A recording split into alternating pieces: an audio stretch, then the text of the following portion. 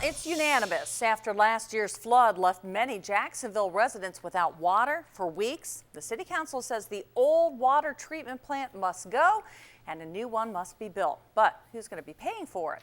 ABC News Channel 20's Kimberly Howard has the answer from Jacksonville.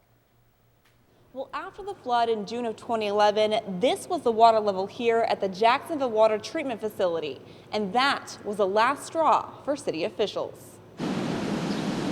Once the flood hit, that kind of pushed us in a different direction. You don't want to put $25 million in this plant and then have the chance of it flooding again. That's why the Jacksonville City Council unanimously ruled out with the old, in with the new. We've been renovating this plant for the last 10 years, but there's just only so much that you can do. This 100-year-old facility is right in the line of water, should Lake Movistar ever overflow again.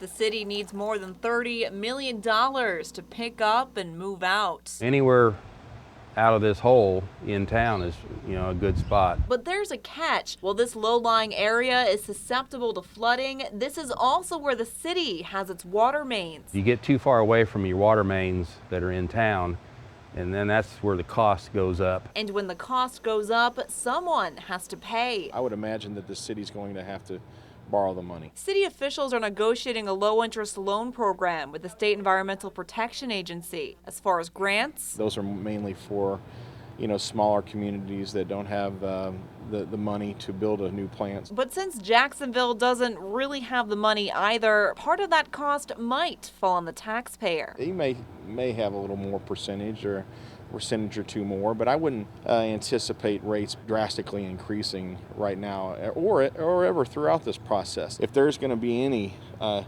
increase that we're not used to, I would anticipate that would be after the water plant would be constructed.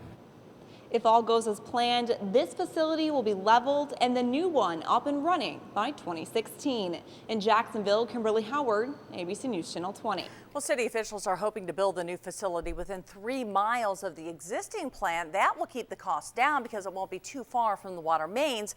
As far as the specific cost increase on your water bill, well, then all depends on how much water you're going to use.